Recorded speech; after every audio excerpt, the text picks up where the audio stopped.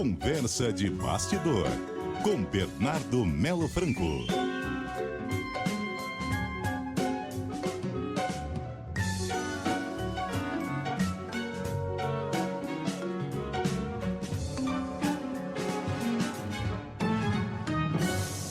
Bernardo. Boa tarde, Sarenberg. Boa tarde, Cássia. Boa tarde, ouvintes. Boa tarde, Bernardo. Enquanto o senador Flávio Bolsonaro propõe lá o bombardeio nas costas do Rio de Janeiro, o deputado Eduardo Bolsonaro acabou se livrando lá na Comissão de Ética da Câmara, hein, Bernardo? Sarenberg, eu estava me preparando aqui para entrar no ar, fiquei até na dúvida se eu tinha entendido direito. Foi isso mesmo, então, né? Foi isso mesmo que você ouviu. Foi isso mesmo. Ele defendeu que os americanos bombardeiem a costa brasileira. Isso. Não é assim bombardear a costa brasileira, bombardear barcos de narcotraficantes que estão na costa brasileira. Na costa do Rio de Janeiro. Isso. Que coisa, né? Exato. Eu fiquei aqui me lembrando... Perdão, gente. Perdão pela tosse. Eu fiquei aqui me lembrando, o Flávio Bolsonaro, Sartenberg, quando ele era deputado estadual aqui no Rio, você sabe quem era que mandava e desmandava no gabinete dele, né? Eu sei dessa história. Mas conte. Tinha o Fabrício Queiroz, isso, que era um sargento expulso da Polícia Militar, né? E que operava, segundo as investigações do Ministério Público, o esquema da rachadinha, desviando valores do gabinete para o senador. E tinha também a mulher e a mãe do capitão Adriano da Nóbrega. Capitão Adriano da Nóbrega, conhecido miliciano, chefe de grupo de extermínio, pistolagem, né? Comandava aqui crime organizado no Rio de Janeiro, cometia chamadas execuções extrajudiciais, ou seja, matava gente sem processo, sem investigação, por acerto de contas, para bicheiro, gente de todo tipo de extração criminosa. Agora o Flávio Bolsonaro está defendendo que bombardeiem, né? Forças do exterior bombardeiem gente no Brasil, brasileiros, em nome do suposto combate ao narcotráfico. Realmente é uma compreensão muito peculiar que esse pessoal tem da justiça, né, Sarenberg? Exato.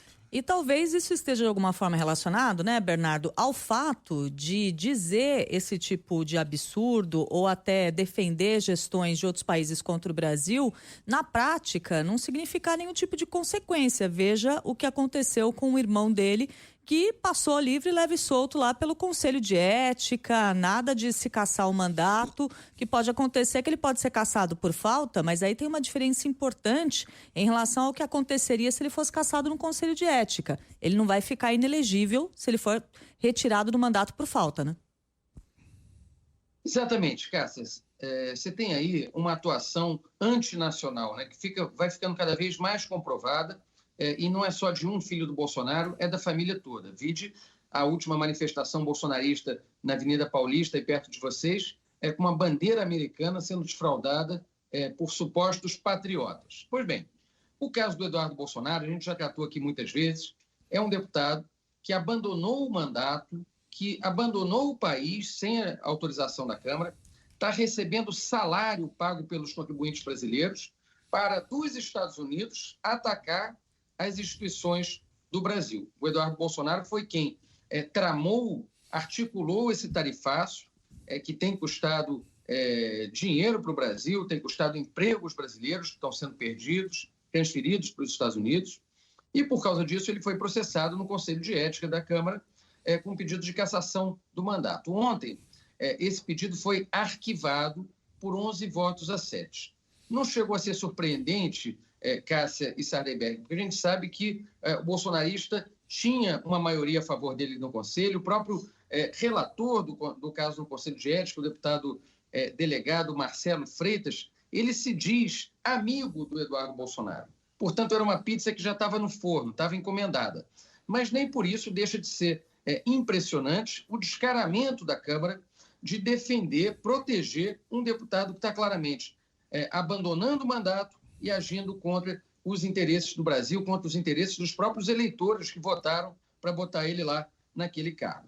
Pois bem, hoje de manhã, Cássia, o Partido dos Trabalhadores entrou com um recurso pedindo que o deputado Hugo Mota leve para o plenário essa decisão de arquivamento da representação contra o Eduardo Bolsonaro. Agora, na prática, o que está se tramando aí por baixo dos panos, ou nem tão por baixo assim, é uma espécie de um acordão, Cássia. E você lembrou bem a diferença que tem entre esses dois casos. O Hugo Mota tem dado demonstrações de que vai caminhar para o sentido de caçar o Eduardo Bolsonaro por excesso de faltas. Caçar porque ele está faltando ao trabalho, não porque ele está agindo contra os interesses do Brasil. E, nesse caso, se ele for caçado por falta, ele não fica inelegível. Portanto, passa a ser um pequeno castigo, quase uma repreensão, dado que já está quase no final desse mandato, né? O Eduardo Bolsonaro tem mandato até o final de 2026. Portanto, ele poderia se candidatar novamente na próxima eleição, seja para deputado federal, seja para senador, ou até mesmo para sonhada presidência da República, no caso dele. Então, na prática, é isso que a gente está assistindo. Essa dobradinha do Centrão com o bolsonarismo, com a extrema-direita, continua valendo na Câmara. E, dessa vez, em defesa da proteção, do encobertamento dos crimes que estão sendo praticados pelo Eduardo Bolsonaro no exterior. Tá certo. Bernardo Melo Franco, muitíssimo obrigado, Bernardo, e até a semana.